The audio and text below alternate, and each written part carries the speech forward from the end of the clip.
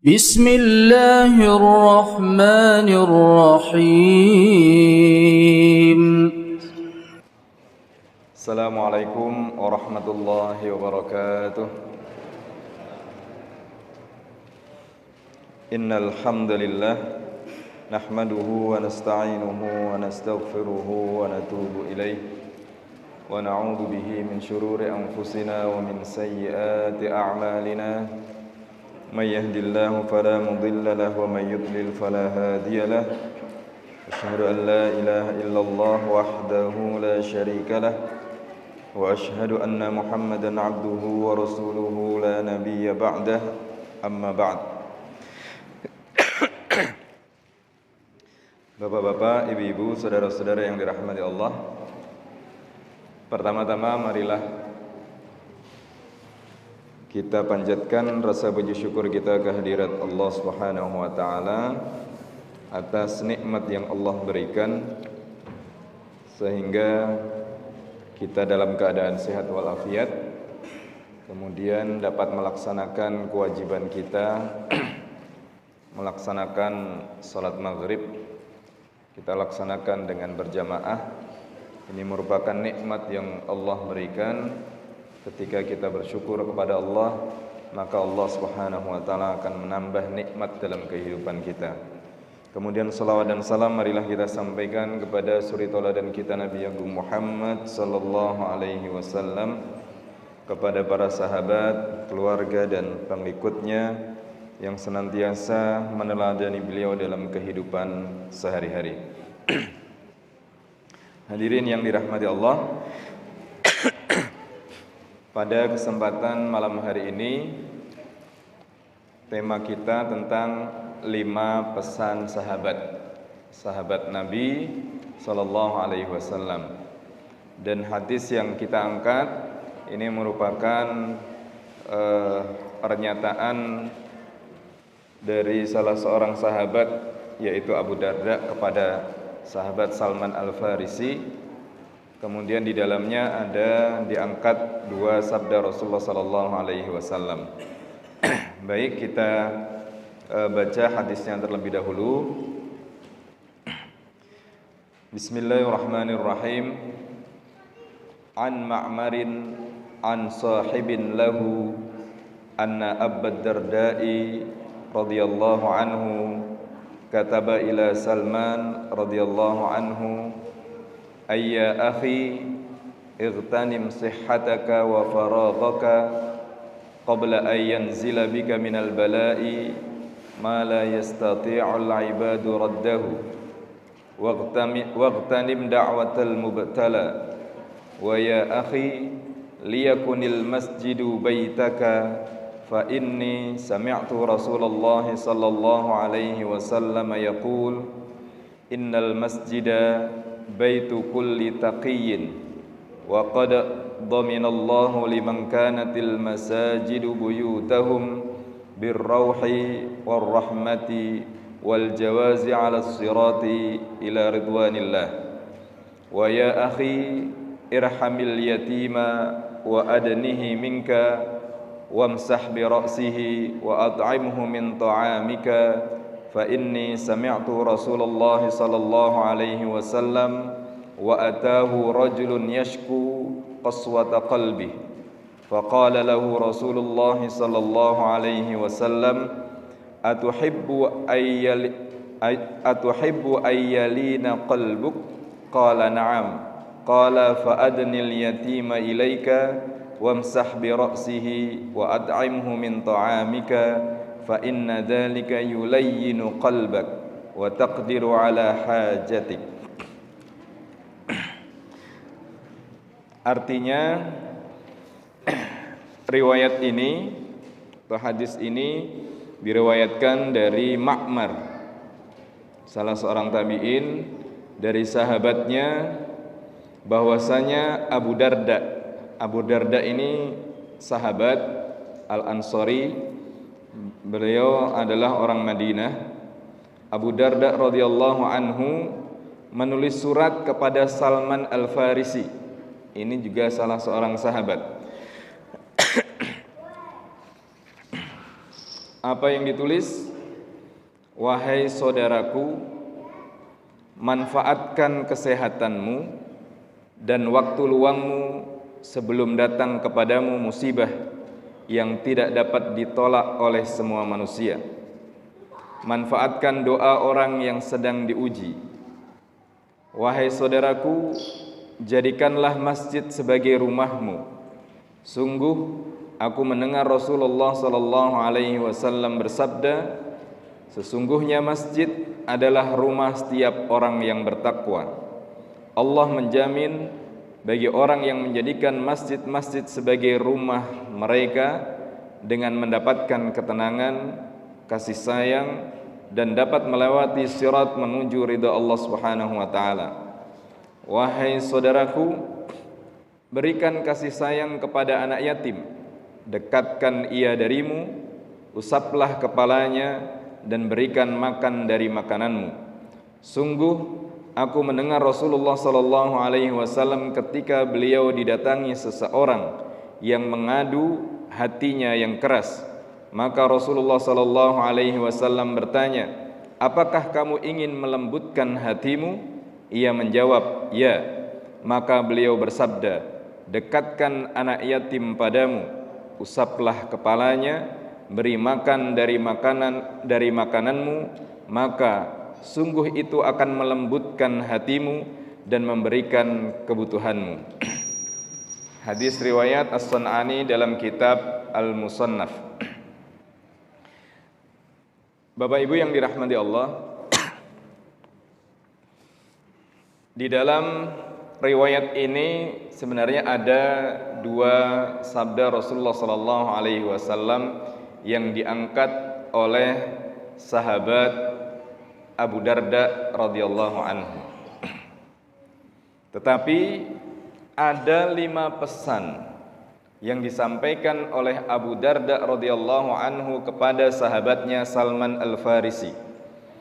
Jadi Bapak Ibu yang dirahmati Allah,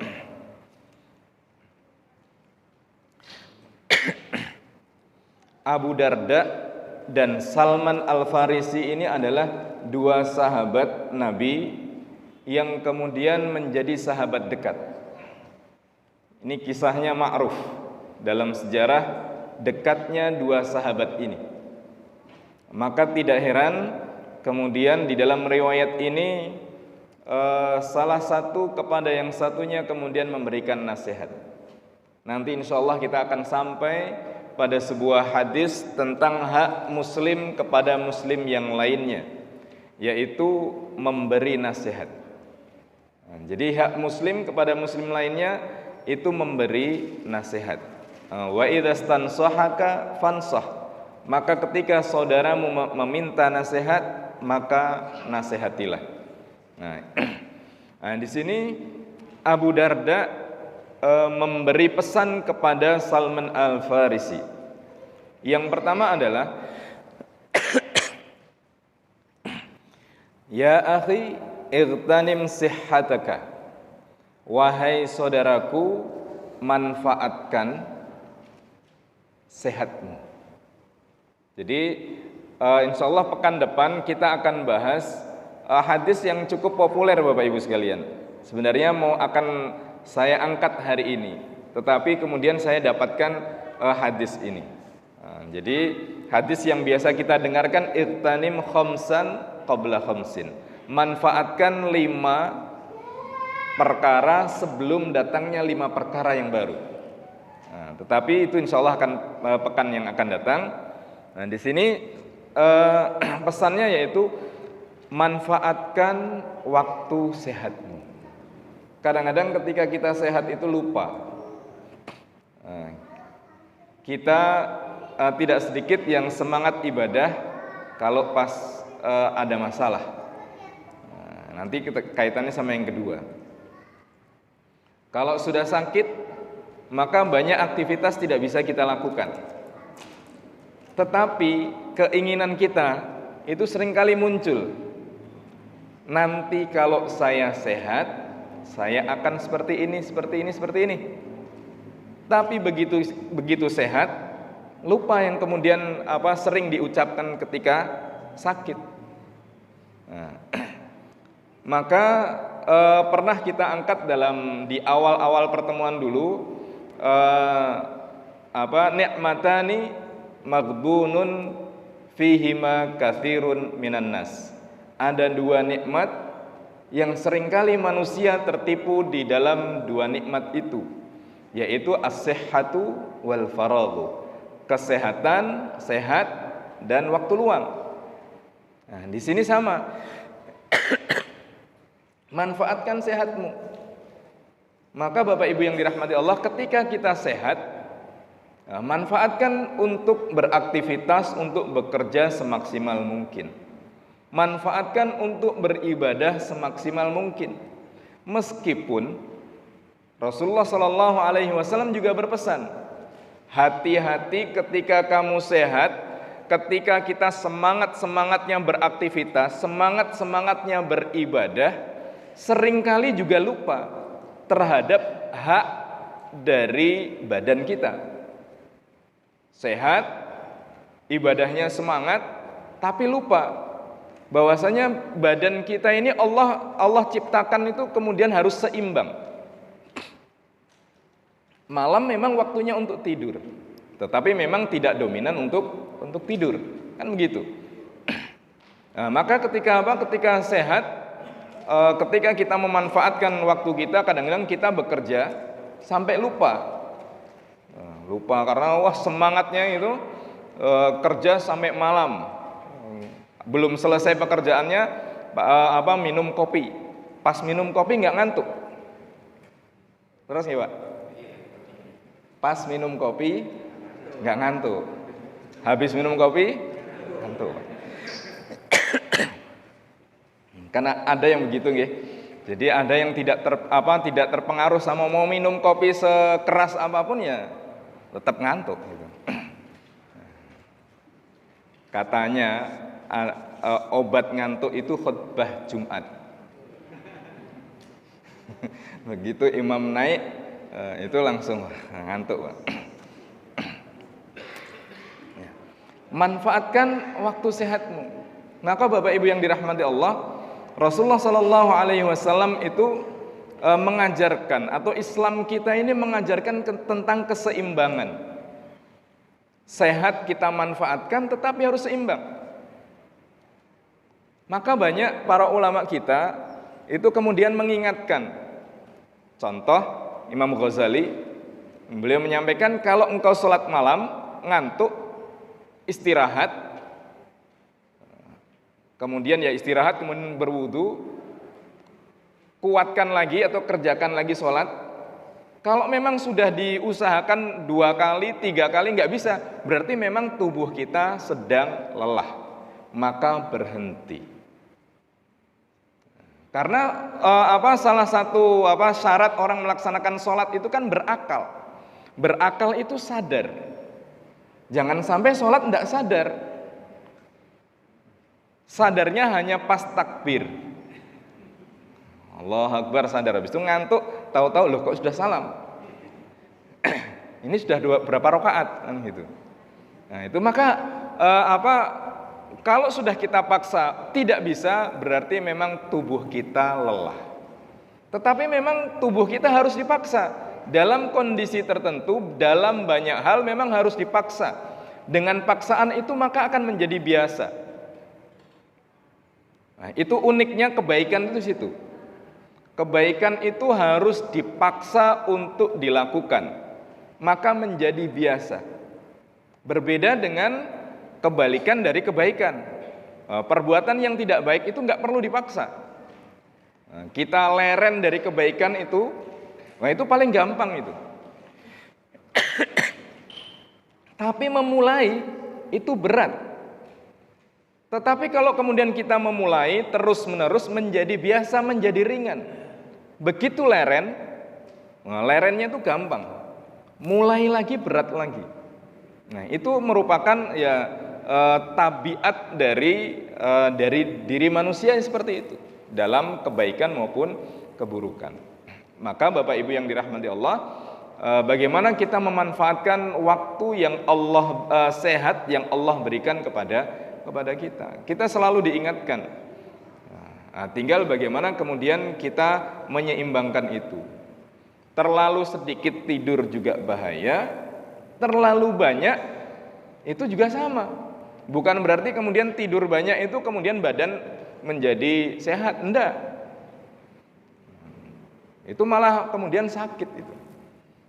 Maka yang baik adalah ya seimbang tadi. Bagaimana menyeimbangkan itu? Maka di sini pertama ightanim sihhataka, manfaatkan waktu sehatmu. Yang kedua wa faraghaka, dan waktu luangmu. Di saat kita kita mempunyai pekerjaan, kita tahu waktunya masih lama. Begitu kosong ya harusnya kita selesaikan.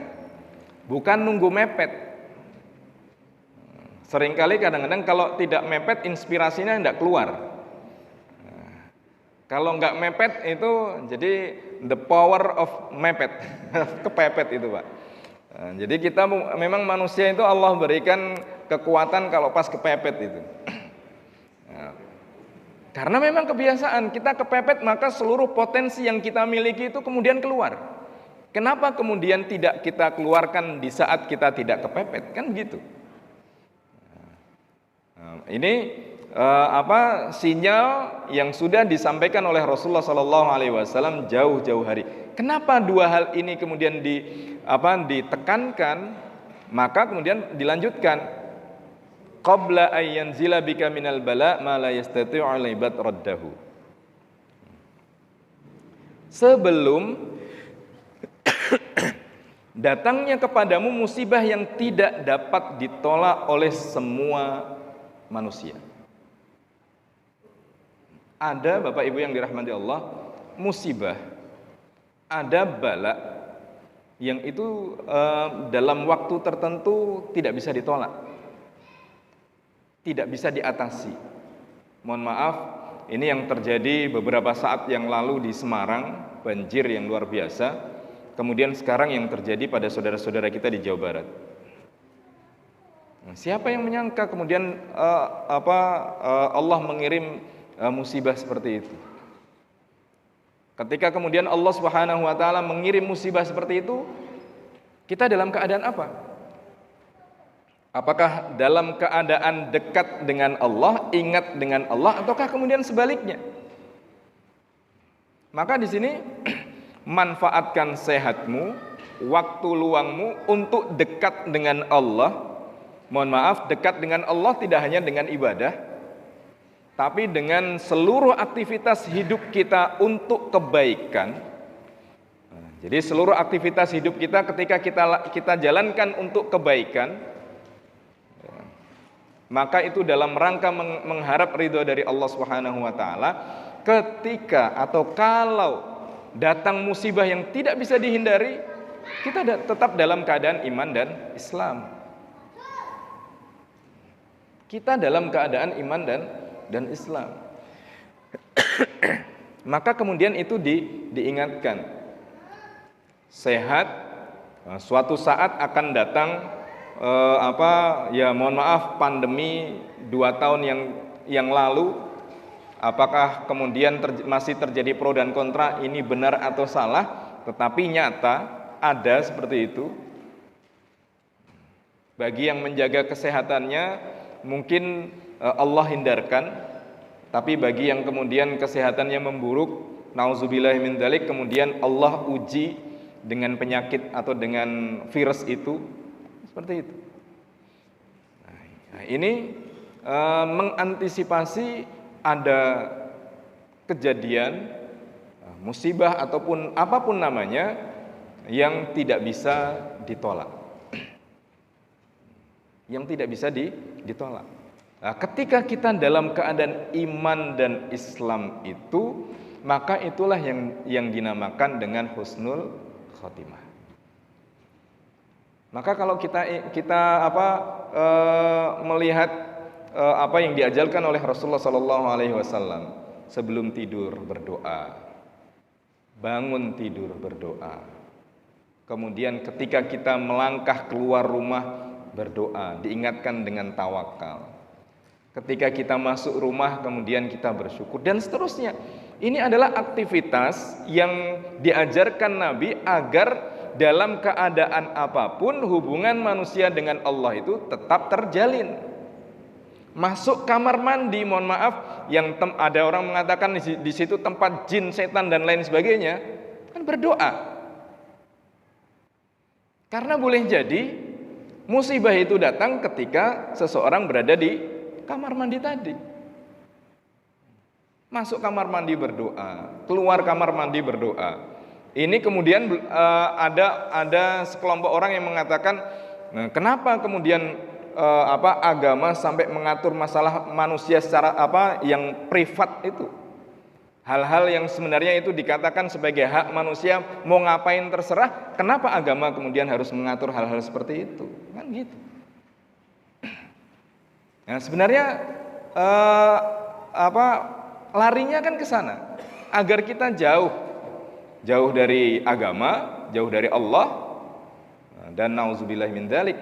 Ketika musibah itu datang, kita tidak dalam keadaan iman dan Islam. Ini yang satu dan yang kedua. Yang ketiga, waqtanim da'watal mubtala. Manfaatkan dakwah, doa mubtala, orang yang sedang diuji oleh Allah Subhanahu wa taala. Bapak Ibu yang dirahmati Allah, tidak ada orang yang hidup di dunia ini kecuali diuji oleh Allah Subhanahu wa taala. Dan biasanya ketika manusia diuji oleh Allah, maka saat itu dekat dengan Allah Subhanahu wa taala.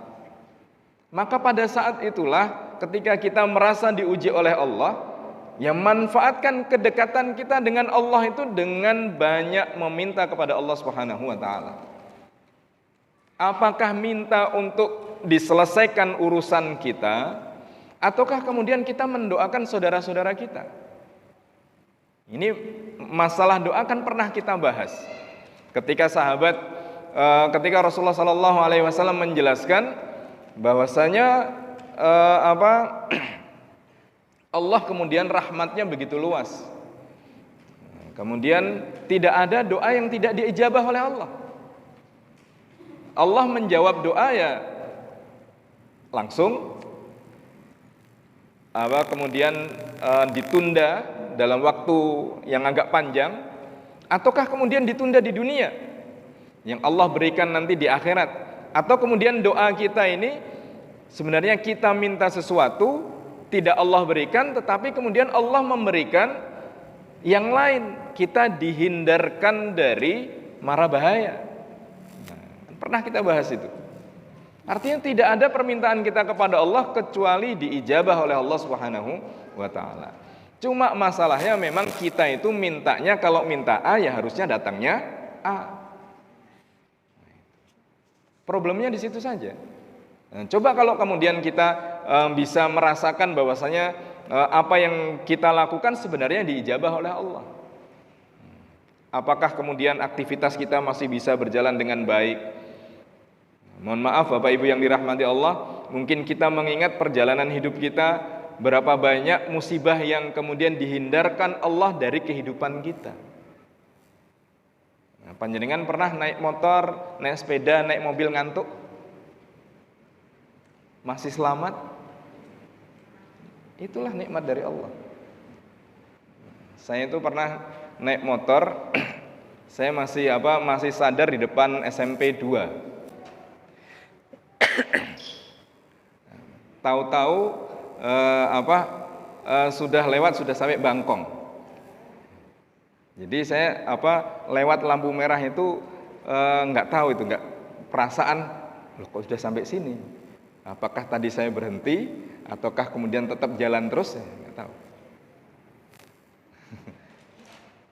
Pernah kemudian kalau kita sadar mau pergi nggak pakai helm kan takut Pak. Pernah panjenengan dari rumah lupa pakai helm tapi tiba-tiba sudah sampai kantor atau sudah sampai jauh. Aman gitu, nggak ada masalah gitu, nggak takut gitu. Sudah sampai tempat, nggak pakai helm. Wah, nanti gimana? Pulangnya gimana? Kan pulangnya takut. Nah, Wah, khawatir ini dan lain sebagainya. Itu bagian dari sedikit nikmat Allah yang diberikan kepada kita. Belum lagi yang lain, banyak. Nah, ini maka manfaatkan dakwatal mubtala. Seseorang yang diuji oleh Allah, nah, di situ dekat dengan Allah, maka perbanyak doa. Dan doa, mohon maaf, tidak hanya untuk diri kita sendiri, kepada orang lain. Apa sih kemudian manfaatnya kita mendoakan orang lain? Ketika kita mendoakan orang lain itu pada hakikatnya mendoakan diri kita sendiri.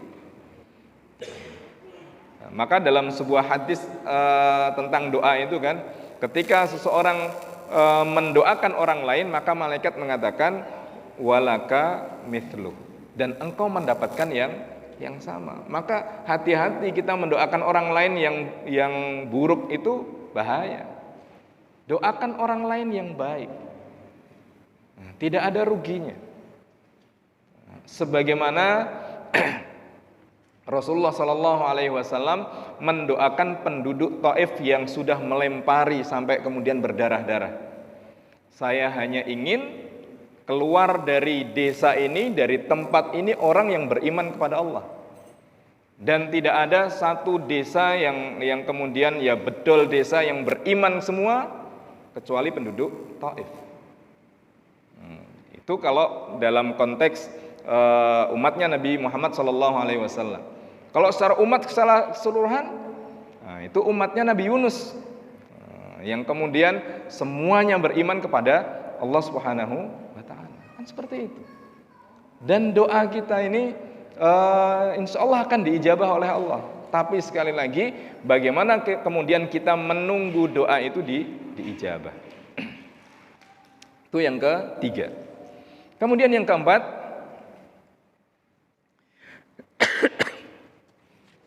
adalah wahai saudaraku, jadikanlah masjid sebagai rumahmu. Nah, ini nun sewu, jangan disalahpahami. Pindah, Pak. Pindah rumah itu tempat apa sih? Tempat istirahat, tidur, makan, kemudian masak. Mohon maaf kan mungkin kita pernah ada yang kemudian pindah tempat, kemudian ke masjid, masak dan lain sebagainya. Mungkin dalam konteks tertentu baik, karena kalau itu memang sebentar di masjid, kemudian memenuhi kebutuhannya di masjid. Tapi ini konteksnya kita jadikan masjid sebagai rumahmu. Artinya rumah ini merupakan tempat kita untuk istirahat. Rumah menjadi tempat kita untuk kembali. Dan di dalam rumah itu kita mendapatkan ketenangan. Dan dari rumah itu kemudian kita mendapatkan energi untuk beraktivitas. Kan gitu nggih? Rumah kita semalam istirahat, kemudian kita ada istri, ada anak-anak, kita kemudian beraktivitas di rumah, mendidik anak-anak dan lain sebagainya. Energinya keluar ketika kita beraktivitas, semangat. Saya bekerja untuk apa? Saya bekerja untuk keluarga. Nah, pernah kita bahas bahwasanya di antara orang yang mati syahid adalah mereka yang kemudian meninggal di saat bekerja untuk keluarganya. Maka rumah menjadi tempat atau ngecas baterai, semangat orang keluar. Nah, kemudian ketika sudah beraktivitas di luar capek, maka kemudian rumah menjadi tempat kembali. Bukan kemudian ketika capek tempat kembalinya ke tempat yang lain. Tidak ada burung dara itu merpati kecuali dia akan kembali ke tempatnya sendiri. Maka disinilah fungsi masjid di situ. Kita jadikan masjid seperti rumah kita. Masjid sebagai tempat untuk menguatkan energi positif yang kita miliki. Sekaligus masjid ini menjadi tempat kita kembali untuk merehatkan diri kita. Sebagaimana Rasulullah Shallallahu Alaihi Wasallam memerintahkan kepada sahabatnya Bilal ketika mau adzan, ya Bilal, arihna bis shalah. Wahai Bilal, istirahatkan jiwa-jiwa kami dengan sholat. Kemudian Bilal adzan. Artinya setelah lelah beraktivitas di luar, kemudian istirahat di masjid. Istirahatnya adalah mengadu kepada Allah Subhanahu wa taala. Maka di sini hendaklah masjid menjadi rumahmu. Kemudian sungguh aku mendengar Rasulullah sallallahu alaihi wasallam bersabda, sesungguhnya masjid adalah rumah setiap orang yang bertakwa. Dalam sebuah riwayat kan dikatakan bahwasanya tidak ada orang yang kemudian ke masjid kecuali dia beriman kepada Allah. Dan masjid ini menjadi tempat yang tidak ada tempat gratis selain masjid. Bisa istirahat, bisa apa lagi Pak? Banyak ya. Masjid, kemudian ada tempat ibadah yang sebebas masjid? Tidak ada. Bisa tidur, bahkan ya orang banyak tidur di situ. Musafir, ketika mudik, arus balik, paling murah tempatnya mana? Masjid. Mungkin ada sekolahan, ada gedung segala macam, fasilitasnya tetap tidak senyaman masjid. Masjid orang bisa sholat, masjid kemudian ada terasnya. Maka kemudian menjadikan masjid ini pusat dari segala aktivitas luar biasa. Kenapa? Maaf saya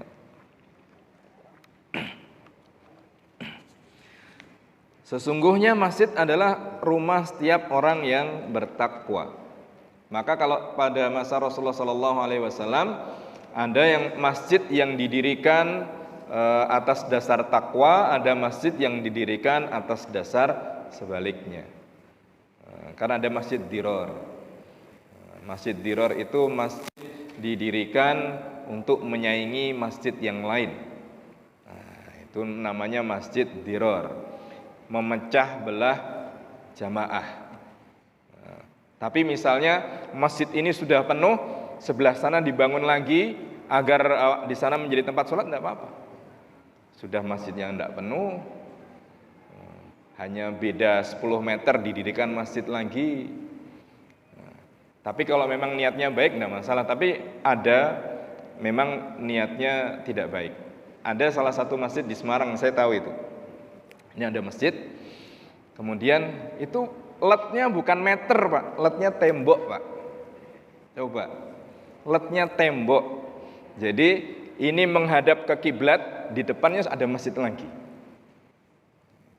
Nggak tahu sekarang masih ada atau enggak.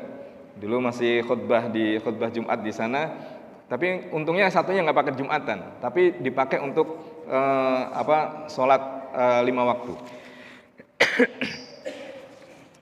Nah, kemudian saya lanjutkan. Sesungguhnya Allah menjamin bagi orang yang menjadikan masjid-masjid sebagai rumah mereka dengan mendapatkan, jadi Allah menjamin bagi mereka yang menjadikan masjid sebagai berfungsi seperti rumah, maka dia akan mendapatkan ketenangan. Kemudian rahmat, kasih sayang, wal jawazi 'alas sirati ila ridwanillah. Dan kemudian mampu untuk melewati sirat menuju ridha dari Allah Subhanahu wa taala. Nah, maka Bapak Ibu yang dirahmati Allah, kalau kita ke masjid tenang, sebenarnya itu tanda iman kita kepada Allah. Tapi kalau ke masjid malah keperungsung, nah itu berarti kita perlu mengoreksi diri kita. Maka tidak ada orang yang ke masjid kecuali betah gitu. Dan kemudian kalaupun nggak betah tapi kapok lombok, nggak betah, imamnya kesuwen misalnya, tapi besok datang lagi Pak. Maka dikatakan orang yang kemudian sholat di masjid, fashhad, bahwasanya saksikan dia adalah orang yang beriman. Apalagi nanti pada sebuah hadis yang 7 golongan yang dinaungi oleh Allah, salah satunya adalah orang yang sangat tergantung dengan masjid. Di sini di dalam keadaan mukim sholat di masjid, ketika musafir tidak lepas dari masjid, kemanapun berada, kemudian mampirnya ke masjid. Nah, itu tanda masjid menjadi sumber energi dan kemudian sumber ketenangan. Selanjutnya, pesan yang kelima adalah, wahai saudaraku, berikan kasih sayang kepada anak yatim. Ya akhi irhamil yatim. Berikan kasih sayang kepada anak yatim. Bentuknya apa? Seperti ini dikatakan, dekatkan ia darimu, usaplah kepalanya. Memang kemudian yaitu mendekatkan orang yang yang mengetahui anak yatim yang masih anak-anak ya Pak. Nanti anak yatim saya juga yatim gitu. Panjenengan ini yatim, masuk dilus-lus kepalanya kan nggak pantas gitu. Malah wedi Pak nanti Pak. Usaplah kepalanya, dan ini saya hanya ingin menggarisbawahi di sini. Berikan makanan dari makananmu. Seperti ketika kita mengeluarkan zakatul fitri atau istilah kita zakat fitrah, maka beras yang kita keluarkan adalah beras yang biasa kita makan. Ketika kita mengeluarkan fidyah, ketika tidak puasa, kemudian mengeluarkan fidyah karena memang tidak kuat mengganti, maka kalau kemudian kita mengeluarkan dalam bentuk makanan, maka makanan yang biasa kita makan. Paling tidak setara, itu standarnya seperti itu. Setara atau lebih, jangan kemudian di bawah. Standarnya berasnya sekilo 15.000, yang kita berikan 15.000 2 kilo. Nah, itu. Maka di sini dikatakan wa'at'imhu min ta'amika. Kalau wa'at'imhu, berikan dia makan, maka itu bebas. Tapi isyaratnya berikan dia makan dari jenis makanan atau paling tidak setara. Nah, setara bisa harganya, kemudian atau yang biasa kita makan, kurang lebih seperti itu. Maka kemudian di sini sahabat menyampaikan, aku mendengar Rasulullah Sallallahu Alaihi Wasallam ketika ada seseorang yang mengadu kepada Nabi, ya Allah, ya wahai Rasulullah, hatiku ini keras.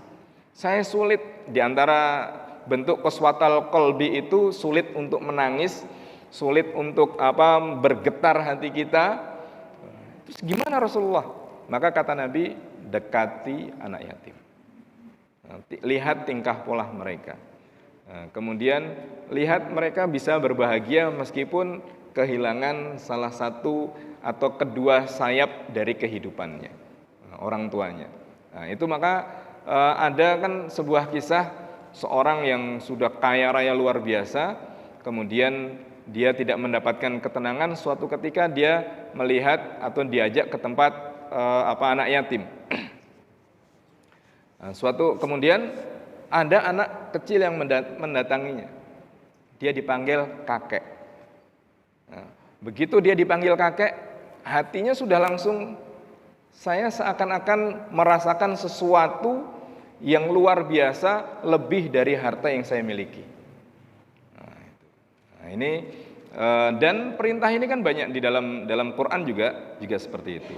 Maka ketika itu dilakukan, fa inna dzalika yulayyinu qalbak, maka itu akan melembutkan hatimu dan kemudian akan memberikan kebutuhanmu. Jadi Allah Subhanahu wa taala akan menutup atau akan memberikan kebutuhan yang pada saat itu kemudian kita inginkan. Sehingga tidak heran Bapak Ibu yang dirahmati Allah, ketika orang tasyakur kemudian ke rumah yatim, ketika ada masalah kemudian minta didoakan anak yatim. Nah, formalitasnya seperti itu. Nah, tetapi jangan sampai kemudian hanya sekedar formalitas. Ada anak yatim ini, menyantuni anak yatim tidak hanya secara fisik, hanya diberi makan, tetapi mereka juga butuh pendidikan, kemudian karakter, kemudian life skill dan seterusnya. Nah, ini bagian dari itu semua. Hadirin yang dirahmati Allah, saya rasa ini yang dapat kami sampaikan. Ini semuanya adalah sesuatu yang ada dalam kehidupan kita. Pesan itu saya rasa juga sangat mengena di dalam kehidupan kita semuanya. Wallahu a'lam. Saya rasa ini yang dapat kami sampaikan. Mungkin waktunya sudah habis. Kalau ada pertanyaan mungkin satu. Kalau tidak ada, cukup. Ya, saya rasa cukup.